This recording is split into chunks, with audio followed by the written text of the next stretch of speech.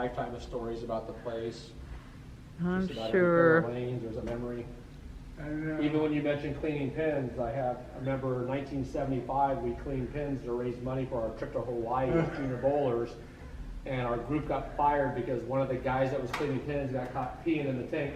Oh no. So our whole group got fired because one guy, was idiot, was peeing in the tank of pin.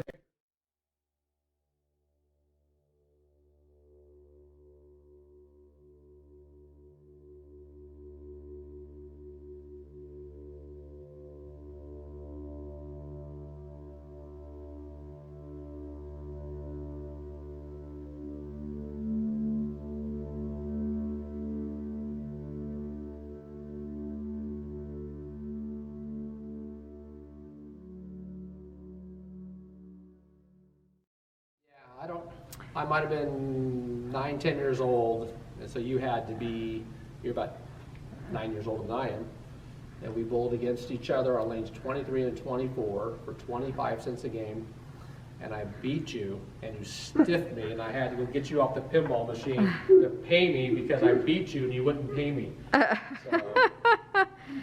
Chris. So with interest, you owe me a lot of money right now. There you go. He never did pay you, huh? I think he did. I think at the pinball machines, he reluctantly turned over the 75 cents or something, whatever it was. And it's like, get lost, kid, right? Yeah, we're going back almost 50 years ago now that took place. So.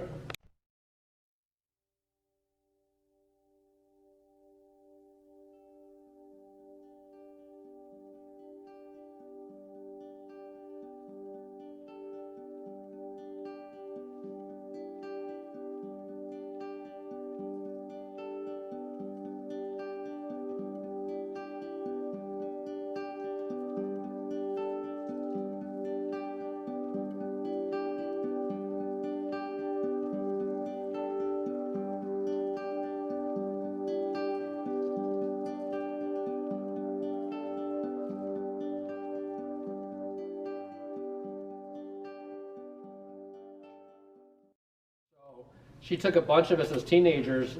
We all went to Santa Cruz and we took a box of bowling pins and started a bonfire. And we all got sick because that year they changed the coating on the outside of the pins. It was plastic coating. And we were all getting like poisoned from the fumes coming off the pins. And like, you don't burn them anymore. Like, we didn't know that because, we just grew up with taking cases of pins home and started our fires at home in the fireplace. Back in 2009. Yeah. Yeah. They still replay that. So when the bowling alley is, active and stuff, you've got people back here? There's always, at least one mechanic, normally one mechanic back here. Okay. That's, a lot of responsibility for like one guy, but our head mechanic maintains them pretty well. So it pretty much just automatically loads all the pins. Yes. It must be noisy back here too, huh? Here's some pins. Very much so. So they must wear ear things, I guess, huh? Yeah. We've got a couple lanes I'll just turn on. You'll get an idea just from turning on one lane back here. Yeah. That this one's got lights on, so. Make sure you get 44 of those going, and that's a few balls bowling, pins crashing.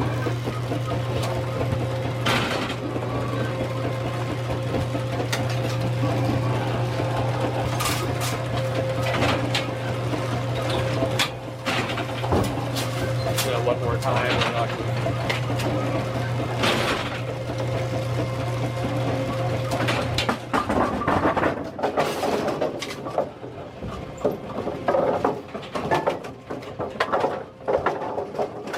So each one has two sets, I guess, huh? Correct. 20 pins each lane. That way, when one's down, it's all set up, on top of the other one.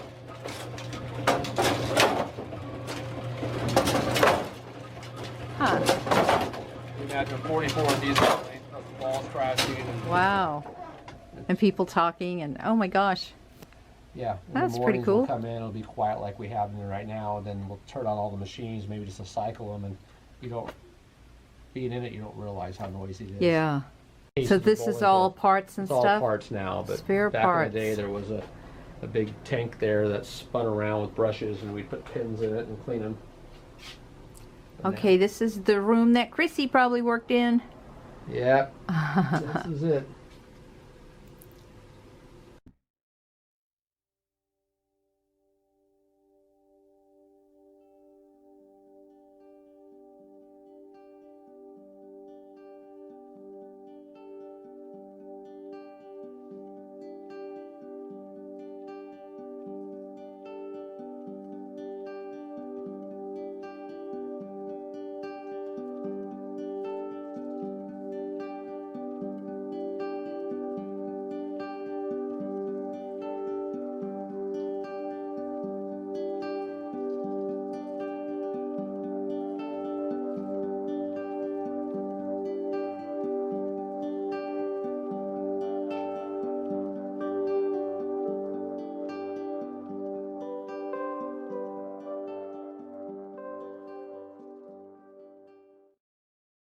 Pool room. Remember the pool room? I do.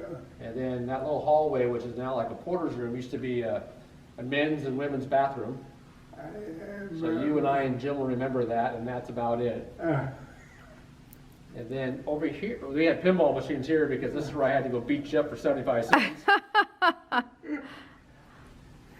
And then over here, there used to be like some rows of lockers. And then they had a little room over here that was... You had a locker in there? Used to be, turned out to be our promotion office. There was rows of lockers, and they had like a room for like the ABC director or something. And then there was our promotion offices. And then the door that's open, which is now our offices, was Miss Pat's playroom with Pat Gibson and our animal crackers. Yeah. And then where those lockers are, it used to be... And then you had a video room. Did you have like a little sales office where you could buy a ball and the pro shop T-shirts and where the stuff? game room is now Oh, okay. was a small pro shop. Mm-hmm. And then we got rid of the pool room. They made it a bigger pro shop and a big storeroom for bowling balls. Mm-hmm. But that used to be down there, the banquet room. Yeah. That's what you're talking about, how banquet room was down there. That was the big nursery. And the Tower Power there? Tower Power. Tower Power, the band? Yeah, they, a couple of them grew up on Porter Street around the corner here. Yeah, they were Chris's friends. Yeah, yep. They Tower Power. were called the United City President.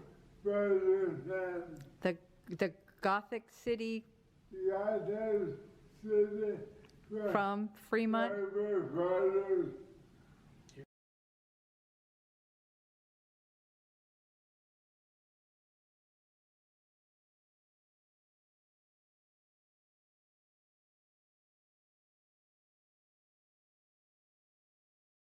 Remember the bands that played here? I do. As a kid, I remember we had the Cave Dwellers, Yeah. which was actually Pat who ran the playroom. Her son Doug was in there. And as a kid, they played such loud music that all the windows in the pro shop and the pro would Would just shake. vibrate. They moved down. Yeah.